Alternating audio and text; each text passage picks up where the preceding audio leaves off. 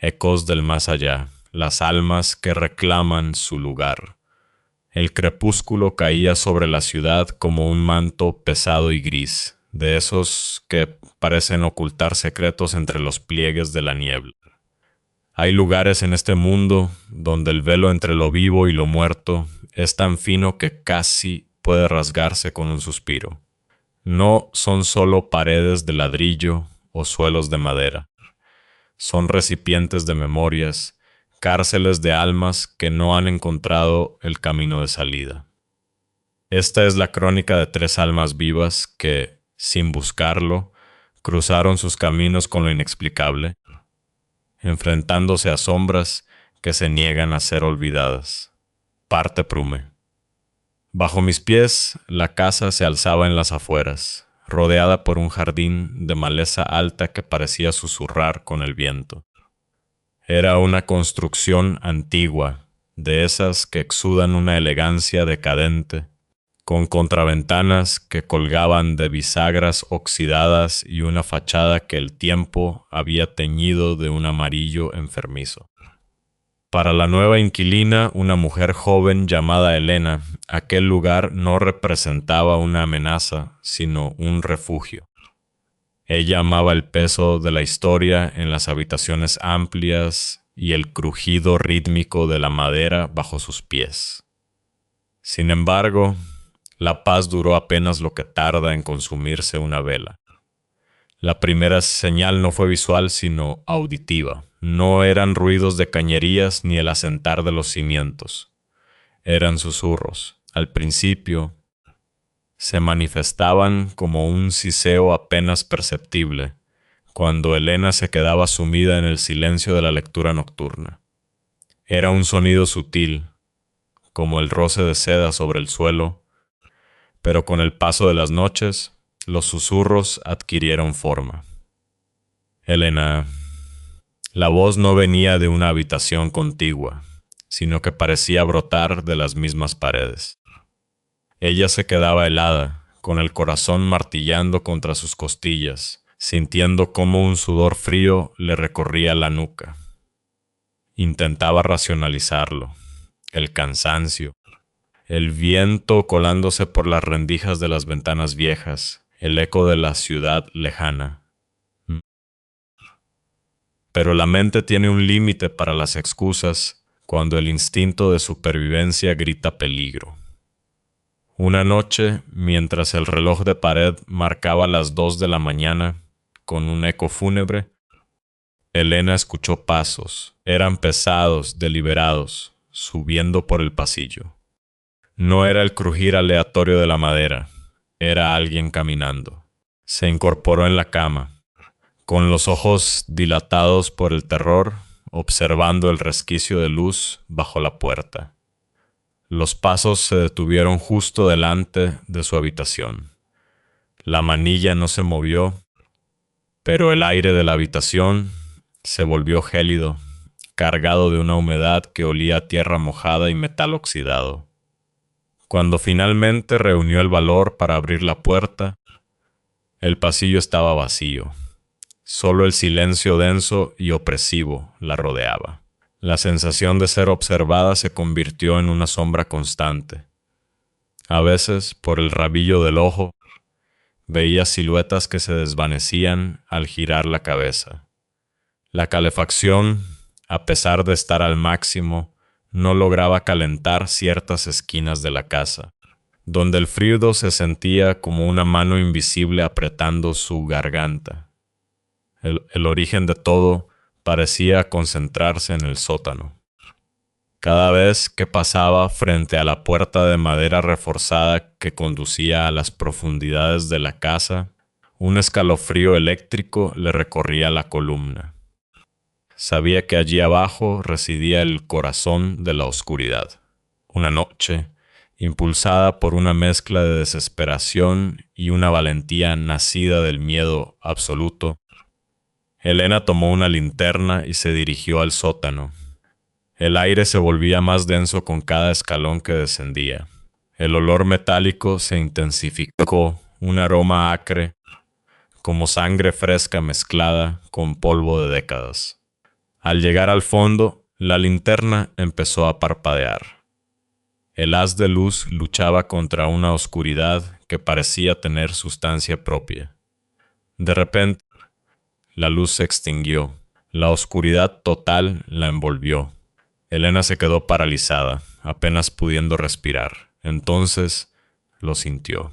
Una presencia fría, una masa de aire gélido que se cerraba sobre ella, oprimiendo sus pulmones. Una voz, suave pero clara como el cristal, le susurró directamente al oído. Te estábamos esperando. Elena subió las escaleras de 2 en 2, impulsada por un pánico primario, y no se detuvo hasta cerrar con llave su habitación. Pero la curiosidad y la necesidad de entender la mantenían atada. Al día siguiente, la casa parecía haber despertado con furia. Las sombras eran más nítidas, los pasos más constantes. Los susurros llamaban su nombre sin descanso. Regresó al sótano por última vez, sintiendo que algo bajo sus pies reclamaba su atención. Al pisar el suelo de cemento, vio como una especie de vapor grisáceo comenzaba a emanar de las grietas. La linterna volvió a fallar. En medio de la penumbra, un sonido de uñas arañando la pared la hizo encogerse. En la pared del fondo empezaron a aparecer letras, como si una mano invisible estuviera tallando la piedra desde dentro. Con los ojos anegados en lágrimas de puro terror, pudo leer 4 nombres seguidos de una fecha. Esteban, Luis, Alfonso, Ricardo, 1940. ¿No quieres jugar con nosotros?, preguntó la voz, ahora con un tono infantil que resultaba 1000 veces más aterrador que cualquier grito. Eran niños. Niños atrapados en el tiempo, en los cimientos de esa casa, esperando a alguien que compartiera su soledad eterna. Elena no esperó más. Esa misma noche, sin empacar más que lo esencial, abandonó la propiedad. Dicen que, años después, todavía despierta en mitad de la noche escuchando sus nombres y ese susurro persistente. Elena, te seguimos esperando. Hay juegos que nunca terminan y almas que no aceptan un no por respuesta. Parte 2. El vigilante del aula lejos de las casas antiguas, en el bullicio de una universidad moderna. La oscuridad también sabía encontrar su camino, aunque esta vez lo hacía de forma más sutil, oculta bajo la apariencia de un consejo protector. Sofía era una estudiante universitaria que arrastraba consigo el peso de una herencia familiar inusual. Creció en una casa que nunca estuvo en calma. Su abuelo había sido un curandero respetado, un hombre que limpiaba las almas de los demás, pero que, al morir, pareció dejar las puertas de su propio hogar abiertas a lo invisible. En esa casa, las canicas rodaban por el techo en mitad de la noche. Las sillas se arrastraban solas en el comedor y los golpes secos en las paredes eran la banda sonora de la infancia de Sofía. Su hermana mayor poseía la vista. Podía ver a los que ya no estaban. Figuras ensangrentadas en los pasillos, sombras pequeñas que ella llamaba duendes, y la palidez cadavérica en los rostros de quienes estaban a punto de morir. Sofía, aunque no veía, sentía la opresión, especialmente el dolor de sus padres, cuyo divorcio siempre pareció más una intervención de la casa que una falta de amor. El ambiente en aquel hogar era un veneno lento que corrompía los vínculos. Un día, en un curso de inglés, el profesor, un hombre de mirada profunda y voz serena, inició un debate sobre lo paranormal. Cuando llegó el turno de Sofía, ella respondió con una convicción que dejó el aula en silencio. Sí, creo, porque lo vivo cada día. Durante el descanso, el profesor la llamó. No fue una charla académica. El hombre la tomó de la mano y de repente la atmósfera del pasillo pareció cambiar. Sofía sintió una calidez que nunca antes había experimentado. Sin que ella dijera una palabra, el profesor empezó a describir su casa. Habló de las limpiezas de su abuelo, del sonido de las canicas y del frío que separó a sus padres. «No culpes a tu padre, Sofía», le dijo el hombre con una ternura casi paternal. «Fue la carga de esa casa la que ensució su camino. Perdónalo, porque el rencor es una puerta que permites que la sombra use para entrar en ti». Sofía sintió un nudo en la garganta. El resentimiento que había guardado durante años hacia su padre empezó a disolverse como sal en el agua. Pero el rostro del profesor se volvió sombrío al mencionar a su hermana mayor. «Tenéis que salir de esa casa. La bebé corre peligro. Todo se convertirá en un ciclo si no os vais. Cuidad a la niña, porque ella es el blanco de lo que habita allí». El corazón de Sofía dio un vuelco. Su sobrina de 2 años ya había tenido un incidente médico inexplicable en esa casa que casi le cuesta la vida.